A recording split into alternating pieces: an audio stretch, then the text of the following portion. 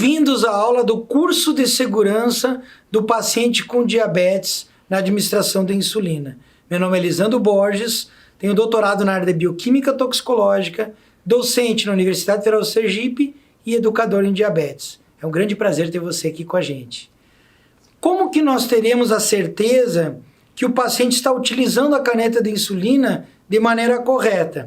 Bom, existem ferramentas que a gente vai aprender na aula de hoje. Uma das primeiras ferramentas, uma das mais antigas, é o uso do glicosímetro, aquele aparelho que avalia a glicose capilar do meu paciente. É um estojinho igual a esse, que o paciente sempre deve carregar, contendo o glicosímetro, o estojinho com as tiras reativas para a glicose capilar, uma lanceta e um kitzinho com as agulhas para a lanceta. Através da monitorização da glicemia capilar, o paciente pode saber como oscila a sua glicose ao longo do dia. Mas quais são os horários que ele deve anotar a sua glicemia capilar? Bom, são 6 anotações diárias. Antes do café, 2 horas depois do café, antes do almoço, 2 horas depois do almoço, antes do jantar e 2 horas depois do jantar. Isso é um mínimo a ser feito para verificar a glicemia capilar do paciente ao longo do dia. E ele pode utilizar um diário simples como esse, ou pode construir no computador, numa folha A4, ou até numa folha de caderno, dividir por horários e dias e datas e colocar café, almoço, jantar, antes e 2 horas depois.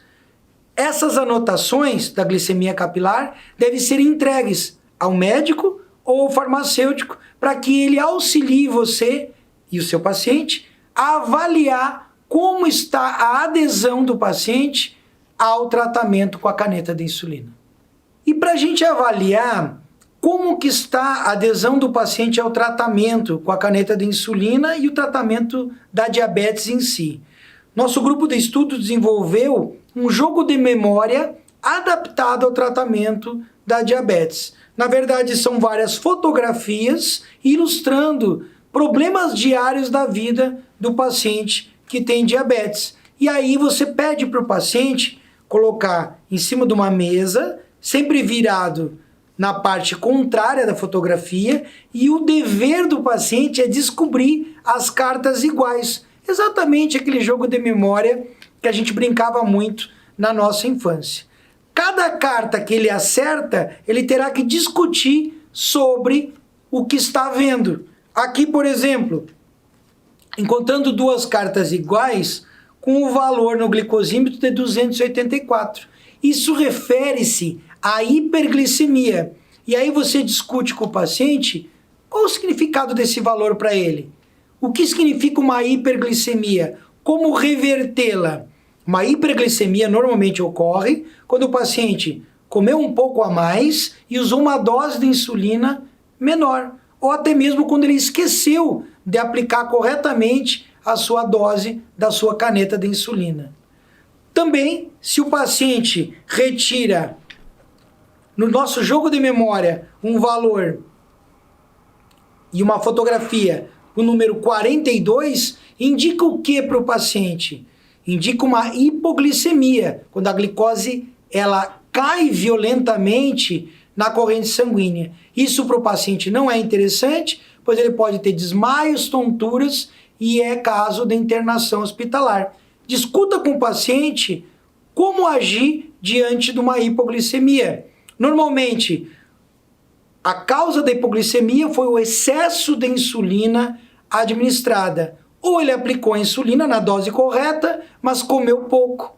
E aí, claro, a glicose caiu rapidamente. Como reverter uma hipoglicemia? Um copo de suco de laranja, 3 balas de menta ou 3 sachês de mel. Ou uma coisa ou outra. Faz com que a glicose suba rapidamente na corrente circulatória. Também temos um valor ideal, um valor de 105 de glicemia. Pergunte para o paciente quantas vezes ele tem esse valor ideal. Se esse paciente relatar que tem várias vezes esse valor em próximo de 100, mostra que o seu tratamento está adequado e ele está usando corretamente as canetas de insulina. Qual a importância desse valor para o tratamento da diabetes? É fundamental que o paciente tenha valores de 70 a 180 miligramas por decilitro ao longo do dia. Também, os glicosímetros mais modernos utilizam a língua inglesa na sua marcação. Então aqui nós podemos observar low e high, que significa baixo e alto em inglês. O que significa isso para o paciente? Ele sabe o que fazer quando o glicosímetro acusa esses avisos, essas informações, discuta com o paciente o que significa cada uma delas e se ele tem muitos desses alertas ao longo do dia. Também é importante nesse jogo a gente avaliar a ponta de dedo, a picada na ponta de dedo para avaliação da glicemia capilar. O paciente está fazendo no lugar correto ou está fazendo na ponta do dedo, que gera dor e desconforto. Lembre que a lanceta deve ser introduzida na lateral do dedo, que gera menos dor e menos desconforto e é o local correto. Também, em relação a essa figura, podemos discutir com o paciente o rodízio, se ele faz o rodízio correto e qual a região que ele gosta mais de aplicar a insulina. Lembrando, não existe região predileta, ele tem que aplicar em todas as partes que o rodízio preconiza. Em relação à criança, nessa figura, podemos observar o pai aplicando na sua filha a insulina.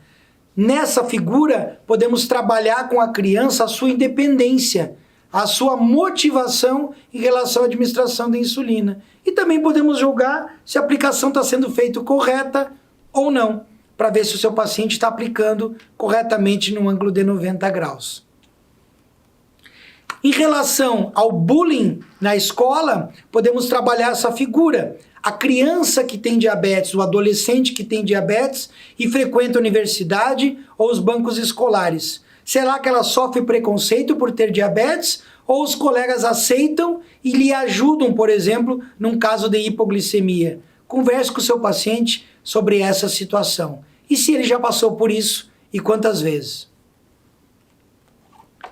Em relação a essa figura, trabalhamos a educação de diabetes nas escolas. Você conhece ou tem alguém que tenha diabetes que nem você na escola? Ou só você tem diabetes?